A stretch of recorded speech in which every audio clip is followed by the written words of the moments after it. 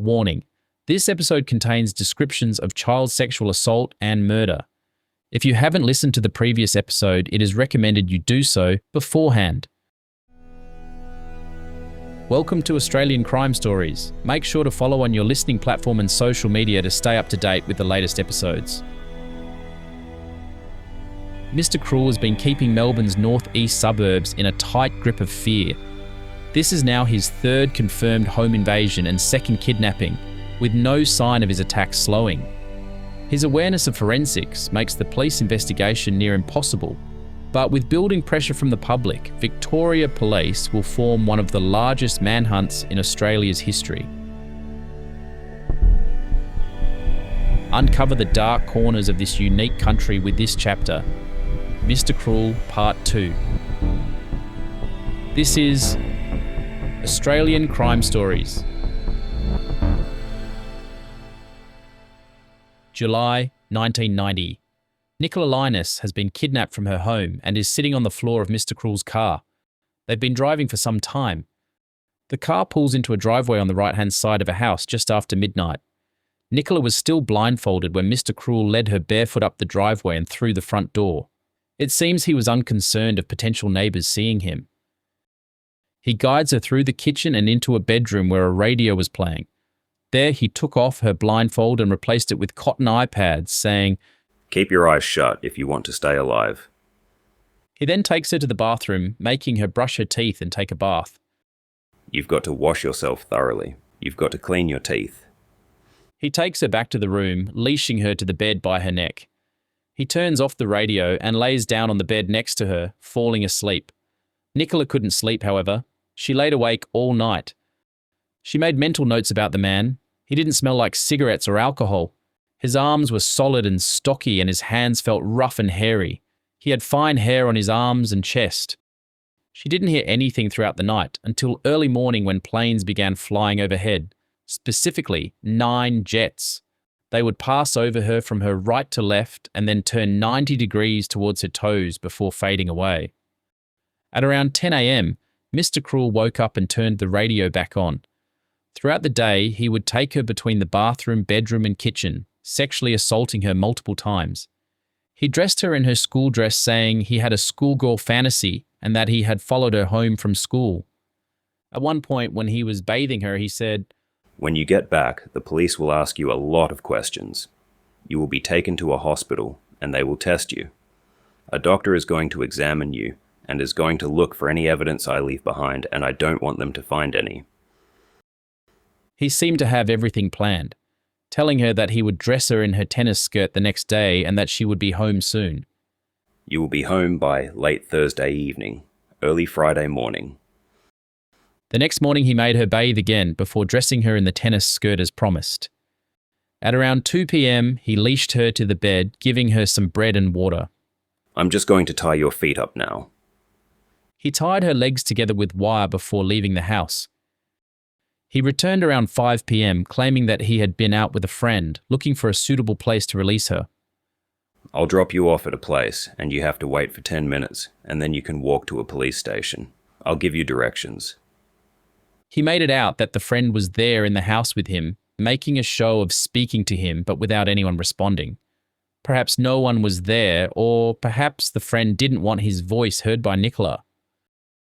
Later, Mr. Cruel commented on stories about his crimes in the Sun newspaper, seeming to enjoy the notoriety, but he went on to claim he'd been out of the state 18 months ago when Sharon Wills was abducted.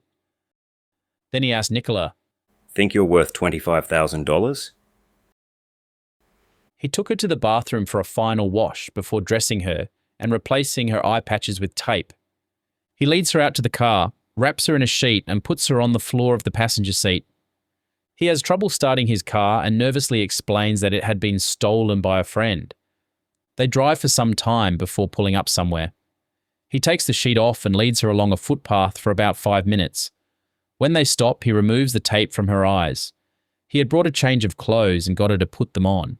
He starts walking away when he suddenly changes his mind and turns around saying that the location was no good. He walks her for a further 3 minutes before leaving her in some bushes along Tennyson Street in Kew. He tells her to wait for a while and then to go ring the police, After he's gone, Nicola walks to a nearby home, knocks on the door, and the police are immediately called. It's approximately 2 a.m. on Friday morning, around 50 hours since she was taken.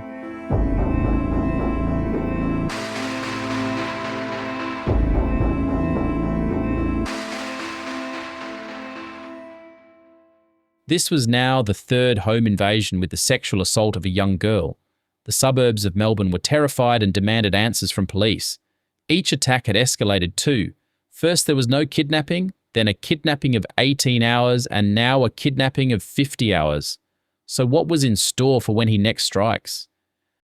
Detectives knew they had to find this elusive Mr. Cruel, and fast. Victoria Police established a task force named Operation Challenge shortly after Nicola's return. The operation was designed to coordinate and centralise the growing body of evidence of these crimes and confirm their link. It was led by the head of the rape squad, Detective Inspector David Sprague, along with another sergeant, 6 detectives, and a criminal analyst. Operation Challenge represented one of the earliest attempts to apply behavioural and forensic profiling techniques within Victoria Police.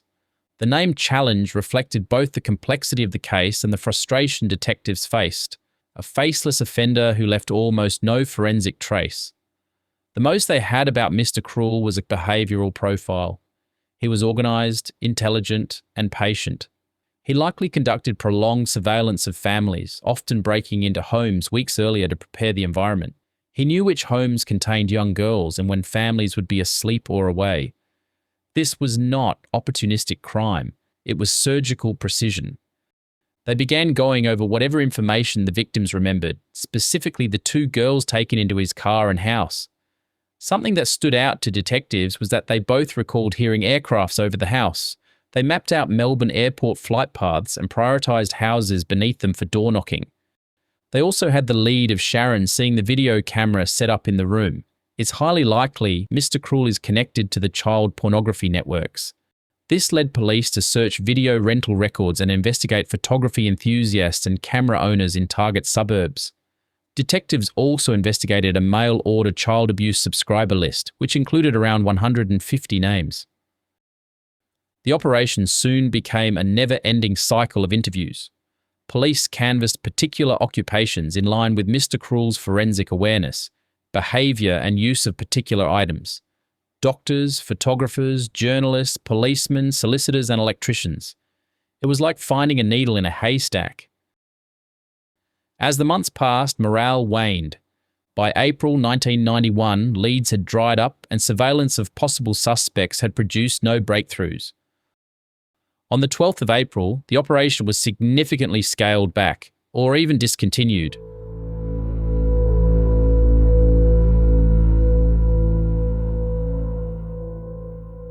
13th of April, 1991, the day after Operation Challenge was halted. The Chan family were a close, middle-class Chinese-Australian household living in the quiet suburb of Templestowe in Melbourne's northeast. It was a large property with a brick fence encasing the home, garden and tennis court.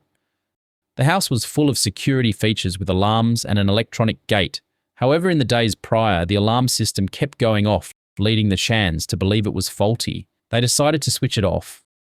The parents, John and Phyllis Chan, had each emigrated from Hong Kong before marrying in Australia. They had 3 daughters, Carmine, aged 13, Carly, 9, and Karen, 7. Industrious and family-focused, they built a small business, a popular Chinese restaurant and takeaway in nearby Lower Plenty called Ming's. Their success allowed them to send their daughters to one of Melbourne's most prestigious private schools, Presbyterian Ladies' College. Today, however, was a Saturday and also the first day of school holidays. In the morning, Carmine Chan attended a tennis lesson at the Camberwell Tennis Centre before having lunch with her mother at Bulleen Plaza. She then spent a quiet stretch of the afternoon studying alone at the local library before returning home. By late afternoon, friends of the family collected Carmine and her younger sisters and took them to the family's restaurant. It was a familiar scene for the family, the girls eating dinner, playing outside, and chatting with staff while their mother worked. Their father was at home, preparing for his night shift at the restaurant. At around 6:30 p.m, an employee drove the 3 girls home. Shortly after they arrived, their father left for work between 7 and 7:30 p.m. Carmine was on babysitting duty. The family's routines were visible and predictable, details that may have made them vulnerable. At around 8:40 p.m., while the three girls were inside reading and watching television, Mr. Cruel approached the property. He first approaches the family's car and spray paints the words, "Payback, Asian drug dealer." Several doors were unlocked, yet he breaks in by cutting through a lounge room fly screen and forcing open a window. Carmine and Carly were walking into the kitchen for a snack when they were confronted by him. He was dressed in a green-grey tracksuit and a brown balaclava, and wielding a long silver carving knife. He commands them, "Go to the room." He grabbed the girls by their hair and led them to Carmine's bedroom, where he found little Karen hiding behind a door. He asked where their parents were and demanded money. Then methodically, he bound and gagged the younger sisters. "You two little ones, get in the cupboard." He pushed a bed against the door to trap them, holding Carmine by the hair the entire time. Before leaving, he told the sisters she would be back soon. The sisters tried desperately to free themselves, and it took them only 10 minutes. They immediately went to the phone and called the family restaurant. Strangely, the lines hadn't been cut. Their father answered, and they told him a man had taken Carmine. After he hangs up and is heading out, Phyllis asks what's wrong. Shockingly, he tells her everything is fine and to keep on working. John then proceeds to drive home, where he finds the two younger girls cowering in the laundry. He briefly searched the house for Carmine before reporting the kidnapping to police.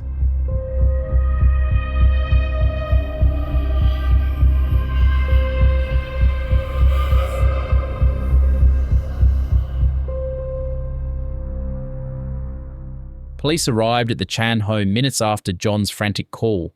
Officers immediately secured the property, classifying it as a confirmed child abduction.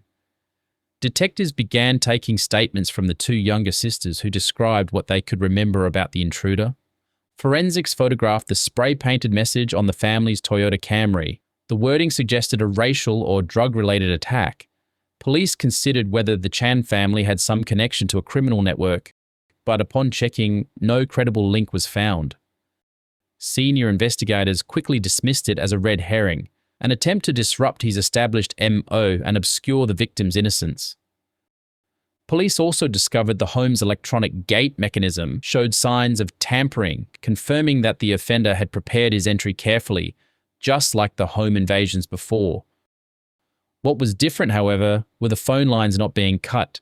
In all three other home invasions, Mr. Cruel had disconnected the phones, something he was known for. Perhaps like the graffiti, this was another attempt to disrupt his pattern. Tracker dogs were brought to the property, and they quickly established a scent trail for Carmine. It began at the house and followed through the family's garden and tennis court and out of the property. The trail ended at a vacant block approximately 300 meters away from the home, presumably where the getaway car was parked. Through the night and into the next morning, police fanned across Templestowe, knocking on doors, interviewing neighbours and searching surrounding streets and parkland. One neighbour recalled seeing a man on several occasions sitting in a sedan near the school bus stop opposite the Chan home. The witness believed he was watching the girls. Another neighbour recalled a tradesman arriving uninvited at the house 2 weeks before, offering work. Within 24 hours, senior officers publicly linked Carmine's abduction to the perpetrator, only known as Mr. Cruel. All the family could do is plead, wait, and hope for their daughter's safe return. By the end of the first week, more than 160 officers were engaged in the search. Detectives appealed for information about unoccupied or vacant homes that might be used to hide Carmine. Rewards totaling $100,000 were announced, and police conducted systematic door knocks across the eastern suburbs. 2 weeks later, by the 29th of April 1991, the investigation had become an elite 25-member squad, led by Detective Inspector David Sprague. He stated to reporters, "There's every chance the offender's name is already among those we're checking." 23 days passed and still no sign of Carmine. On the 6th of May 1991, Victoria Police formally created the Spectrum Task Force. It absorbed all ongoing work from Operation Challenge and vastly expanded resources with 40 full-time investigators. Detective Superintendent Brian Ritchie assumed command of Spectrum overall, while Sprague continued in a senior operational capacity within it. In total, the task force handled over 10,000 tips, searched 30,000 homes, and interviewed 27,000 people. It was the largest manhunt and police investigation Australia had ever seen. Overall, it cost about $3.8 million. Victoria Police also sought help from the FBI's Behavioural Science Unit.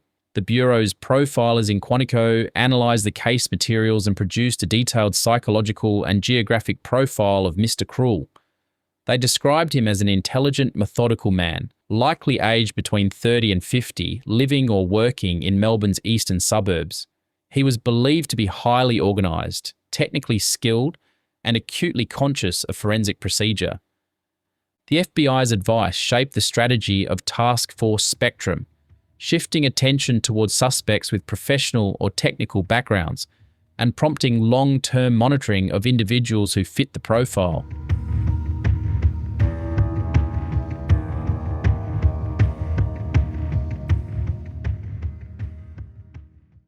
For 12 months, Carmine's family had to live in a state of suspended dread. The Spectrum Task Force were exhausting every resource, but by early 1992, hope was fading. Phyllis continued to appear on television pleading for her daughter's return, but investigators were quietly admitting the trail had gone cold. There was no ransom, no verified sighting, and the last two girls had been returned within days. On the morning of the 9th of April 1992, a man was walking his dog along an unused section of Edgar's Creek in Thomastown. He noticed what appeared to be a fragment of bone protruding from the ground and immediately called the authorities. When police arrived and began excavating, they uncovered a human skull, followed by a jawbone and other skeletal remains scattered through the soil. The area, a remote semi-industrial pocket of Melbourne's north, was rarely visited, used mainly for illegal dumping. Officers cordoned off the site, marking a 30-metre perimeter. Within hours, dental comparisons confirmed what everyone feared. The remains belonged to Carmine Chan. An autopsy revealed she had been shot 3 times in the back of the head with a small caliber firearm. Based on the condition of the remains and soil composition, forensic examiners estimated that her body had been there for roughly 12 months, almost the entire period since her abduction. The discovery devastated the Chan family. Phyllis and John visited the site days later to burn incense and perform a small Buddhist ceremony for their daughter. For Operation Spectrum, it added a frightening escalation in Mr. Cruel's behaviour. Detective Inspector David Sprague and senior officers from Task Force Spectrum attended the scene personally. They confirmed to the press that the remains were Carmine's and that the manner of death was cold and deliberate, showing a different level of danger. We believe we are dealing with a dangerous psychopath rather than a mere pedophile. The prevailing theory for the escalation to murder was that something had gone wrong shortly after the abduction. Perhaps Carmine had either recognised him, seen his face, or simply defied his control. Mr. Cruel's methodical nature suggested he relied on maintaining absolute control over his victims. Police theorised that if Carmine resisted, panicked, or removed her blindfold, he may have perceived a loss of control that forced his hand. Behavioural experts, including those influenced by the FBI profile, suggested that Mr. Cruel's prior attacks were part of a tightly rehearsed fantasy script. If Carmine's abduction deviated from that script, if she spoke to him, resisted, or reminded him of real life, it might have shattered the illusion that kept him from killing. The decision to execute her could have been his way of restoring control. Others in Operation Spectrum, however, believed the killing was less of a reaction and rather indicated a psychological shift, an escalation in his sadism. Offenders who derive power from control sometimes need to intensify their actions to achieve the same psychological effect. Killing may have represented the next stage of satisfaction or dominance for him, a progression from total control to total possession. They intensified their hunt for potential suspects. The Spectrum Task Force divided its team into analytical units, each focusing on a category of leads. They developed an internal list of 32 men who could not be eliminated. Some lived under flight paths, while others had links to the eastern suburbs where all the abductions occurred. One person of interest, a Melbourne tradesman with prior child sex offences, drew particular attention for living in an area with physical similarities to those described by earlier victims. However, despite search warrants, surveillance and questioning, no conclusive evidence was found to link him to Carmine's murder. Detective Inspector David Sprague and other senior officers publicly acknowledged their frustration. We are dealing with an offender who is meticulous, patient, and entirely self-controlled. He knows how we work.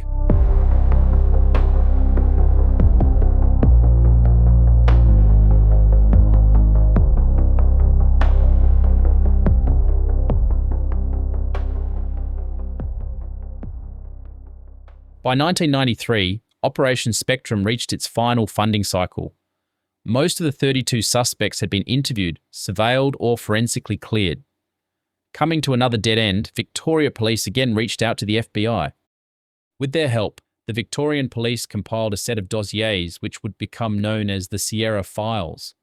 The dossiers consisted of 7 principal suspects referred to as the Top 7. Victoria Police had an internal instruction that if another child abduction occurred of the same pattern, all 7 suspects were to be arrested and questioned immediately. While the identities remained confidential, journalists and retired detectives have provided composite descriptions drawn from the file. The suspects are aged between 30s and 50s, are Anglo-Celtic, and all living around Melbourne's eastern and northeastern suburbs. They are technically skilled or professionally trained. Several had access to schools and construction sites. Most had prior contact with police or security industries, whilst one or more had thorough knowledge of forensic procedure, potentially working within the police force themselves. All of them were generally solitary private individuals, unmarried or separated and with minimal close social oversight. All of them worked or travelled frequently within the small cluster of suburbs linked to the abductions: Lower Plenty, Ringwood, Canterbury, Templestowe and Thomastown. Several of the suspects were interviewed multiple times and some had their homes searched. However, by early 1994, no arrests had been made. The Spectrum Task Force had run out of its funding and was formally disbanded. The case reverted to the Homicide Squad as an open but inactive investigation. The identity of Mr. Cruel remained a mystery. Despite this failure, Operation Spectrum did lead to the exposure and arrests of several other offenders. Spectrum's broad net resulted in multiple prosecutions for child sex crimes and solved several separate investigations that had stalled before 1991. As for Mr. Cruel, years rolled by and it seems his attacks came to an end. It wouldn't be until 2010 that the investigation was reignited, with what was referred to as substantial new evidence. As to what that evidence was, remains unknown to the public. Whatever it was enough to start a third task force for identifying Mr. Cruel, this time called Apollo. It was essentially a review and reanalysis of the massive Spectrum case files and combining them with more recent leads and updated technology capabilities. For the first 6 months alone, they digitized, reviewed and reorganized the original Spectrum investigation materials. They then applied modern forensic techniques to the older exhibits. They revisited suspects in light of updated profiling and data matching, as well as following new leads that had apparently emerged post-Spectrum. Unfortunately, like the previous task forces, Apollo investigation encountered significant difficulties. Key exhibits from the original case, such as the tape to bind the victims, had been misfiled or were missing altogether. The operation ran from 2010 until about mid-2013 and ultimately produced no arrests or prosecutions. Whatever the intelligence was that ignited the new task force was deemed not credible enough to continue. In 2016, on the 25th anniversary of Carmine Chan's abduction, Victoria Police reopened sections of the Spectrum files for review, citing advances in forensic technology and the desire to generate new public leads. This coincided with an increase of the reward for information from $100,000 in 1991 to $1 million, one of the largest in the state's history at the time. Somebody out there knows who did this. We're urging them to come forward. Time has passed. Loyalties change. The anniversary and reward announcement received wide coverage on ABC News, 9 News and Herald Sun, reviving national attention to the case. However, such as before, The review did not produce an arrest. It did reaffirm Victoria Police's commitment to keeping the Mr. Cruel file active indefinitely and ensured all surviving evidence was preserved for future forensic reanalysis. The case remains with the Homicide Cold Case and Missing Persons Squad, with periodic reviews. More than 34 years have passed since the first attack in 1987. After Carmine Chan's murder in 1991, no confirmed attack of the same pattern has ever occurred again. Task Force Spectrum was one of the largest manhunts in Australian history. Despite the magnitude, the offender left no usable DNA, no fingerprints, no hair, and no eyewitness, a level of forensic discipline unmatched in Australian policing at the time. Forensic analysts agree the offender's knowledge of procedure suggests a man who either worked around law enforcement or studied it closely.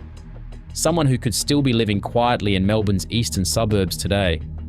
The 7 names from the Sierra files all remain suspects. Who is Mr. Cruel? Dive into the suspects and dissect the theories surrounding the elusive Mr. Cruel in the upcoming Unearthed episode, exclusive to subscribers.